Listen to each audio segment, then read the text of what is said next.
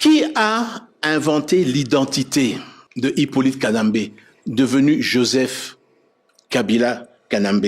N'est-ce pas le professeur Ngoï Moukena, qui a témoigné ouvertement? Les preuves que cela vient de Moïse Katumbi aussi. Mais bien sûr. Bien sûr. Parce que le renseignement, moi, quand on me le donne, on le cite, nommément. Et vous avez réussi à monter sur la base des renseignements qu'on vous donne, bien sûr, à sa personne. Bien sûr. Puisque ceux à qui il a demandé, c'est ceux qui sont venus de le dire.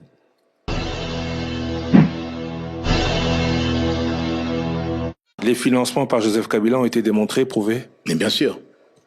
Mais le dernier en date, qui a envoyé au niveau de Ouvira, chez des Wazelendo, 200 000 $? Mais vous avez vu comme moi les vidéos. La première chose qu'il a fait en arrivant à Goma, c'est d'aller dans le camp militaire pour voir où était la formation des militaires que lui finançait pour pouvoir être formés. C'est la première chose le lendemain de son arrivée. Donc Joseph Kabila veut prendre le pouvoir par la force ou en veut directement à la tête du président Tshisekedi? D'abord, il en veut à la tête du président Tshisekedi, parce qu'en fait, dans la tête de Hippolyte Kanambe, et certainement de l'armée où il est issu, c'est de penser que parce qu'ils ont chassé le président Mobutu, la RDC est devenue leur butin de guerre. C'est ça la philosophie qu'ils ont. Et ils ne conçoivent pas aujourd'hui, ils ne comprennent pas aujourd'hui que ce pays appartient aux Congolais. Et qu'il y a eu un homme, et il y a un homme qui s'est levé, qui est le président de la République, Félix Tshisekedi Tshilombo, qui a dit halte à tout ça. La RDC ne continuera pas à être une colonie et les habitants ne sont plus les esclaves du régime rwandais. Quand je dis que Hippolyte Kanambe est un agent envoyé, laissé dans l'histoire de ce pays par l'armée rwandaise, dont le chef, le commandant suprême est M. Kagame, cette mission est celle-là. Et si aujourd'hui, il revient sur le terrain, c'est parce que son chef, son commandant suprême, Paul Kagame, lui a dit « Moi, je pourrais certainement plus rester dans le pays avec les accords que nous sommes en train de signer. C'est à toi maintenant que je donne ordre de pouvoir retourner là-bas et faire ce qu'il y a à faire. » Mais ils doivent comprendre, à qui il y a Hippolyte Kanambe. Ils doivent comprendre que si la population n'était pas informée, mais je tiens à dire quand même que ce qui est grave, c'est que pour arriver à mettre en place l'idéologie du mensonge, le mensonge d'État, là-dessus, il a fallu une complicité de certains Congolais. Après l'AFDL est venu le PPRD. Tout ce qui est les secrétaires généraux du PPRD, le président des assemblées nationales, du Parlement, à l'époque, le directeur de cabinet du président à l'époque ne pouvait pas ignorer. Vous citez... Mais je cite personne, mais je dis qu'il y a eu une idéologie, la propagation de l'idéologie du mensonge. C'est-à-dire il fallait faire croire à la population que non, c'est le fils de Mouzé Laurent Désiré Kabila. Mais là, vous citez... Est-ce que vous comprenez ce que je veux dire? J'ai très bien compris. Le PPRD était l'instrument de diffusion de cette idéologie du mensonge. Oui, mais là, vous citez Vital Kamerhe, je n'ai cité personne. Oui, il était secrétaire général du PPRD, Léonard Chéo Kitundu, le professeur Bochab. Je n'ai cité le nom de personne et je me refuse de rentrer là-dedans. Mais je peux simplement dire que les acteurs du parti de l'ancien président Hippolyte Kanambe sont des personnes qui ont à gérer ce parti.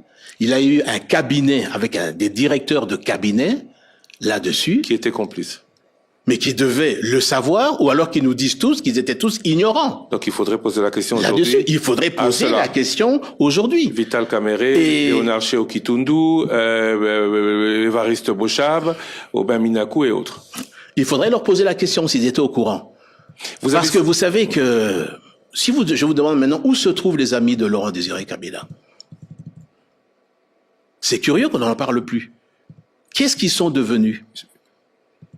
Qu'est devenue la fille de Laurent Désiré Kabila, Aimée Kabila, qui, elle, dénonçait l'imposture, l'usurpation Elle a été assassinée.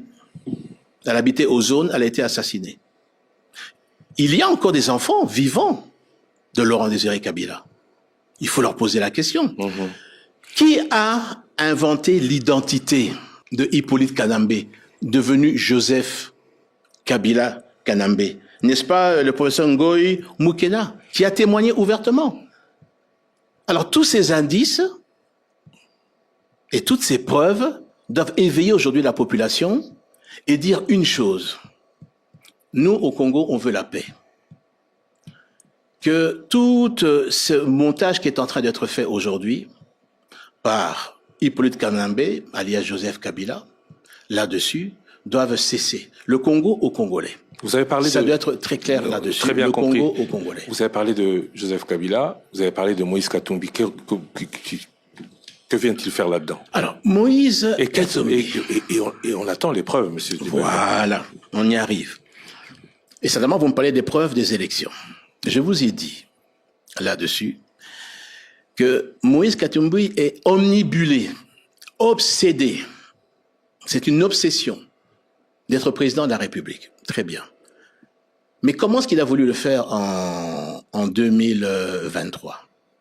Je vous avais dit, lorsque j'ai fait cette interview, qu'une opération est en train d'être montée avec des Russes, parce qu'en tant que ministre de la Défense, j'avais le réseau d'information assez poussé, pour pouvoir manipuler et entrer dans le site de la CENI, sortir des faux listings et être diffusés par une grande organisation que je n'ai pas voulu nommer, mais en fait, c'était déjà les acteurs, certains acteurs de la SENCO. Vous nous avez dit que vous alliez nous donner des preuves. Aujourd'hui, voilà. Vous les avez?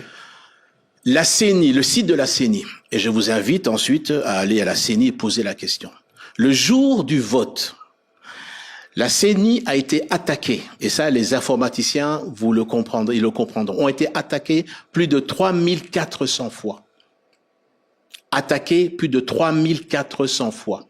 Ça veut dire que vous aviez des interférences qui essayaient de rentrer dans le site de la CENI pour arriver maintenant à modifier les résultats des élections. Mais dès que nous avons eu l'information de cette tentative, le chef de l'État a fait prendre les mesures pour protéger le site. Et c'est comme ça qu'ils n'ont pas pu pénétrer le site. J'ai bien dit 3400 fois sur la journée. Et même le lendemain, 2 jours après, les attaques continuaient. Les preuves sont là, là-dessus. Et je vais vous dire plus que ça, sans vous citer les noms. Les preuves que cela vient de Moïse Katumbi aussi? Mais bien sûr. Bien sûr. Parce que le renseignement, moi, quand on me le donne, on le cite, nommément. Et vous avez réussi à monter sur la base des renseignements qu'on vous donne, bien sûr, à sa personne? Bien sûr. Puisque ceux à qui il a demandé, c'est ceux qui sont venus de le dire. Et qui sont ceux-là? Ça, je ne vais pas vous donner le nom. Lui-même, il le sait. Il le sait. Mais demandez si oui ou non, le site n'a pas été attaqué plus de 3400 fois. Et peut-être encore, je suis dans les chiffres, c'était le chiffre que j'ai pu obtenir au lendemain des élections, mais certainement que ça a pu encore continuer, mais c'est de cet ordre de grandeur. L'idée était de pouvoir rentrer, changer les chiffres à l'intérieur des votes, imprimer un faux listing de résultats et le donner à des acteurs, à certains acteurs de la SENCO pour diffuser et dire voilà les vrais résultats, immédiatement après le vote. Malheureusement, ils n'ont pas pu pénétrer et sortir les listings là-dessus. Et d'ailleurs, ils ont confirmé par la suite que les chiffres qui sont sortis de l'élection présidentielle correspondent à ce que eux auraient également eu. Voilà.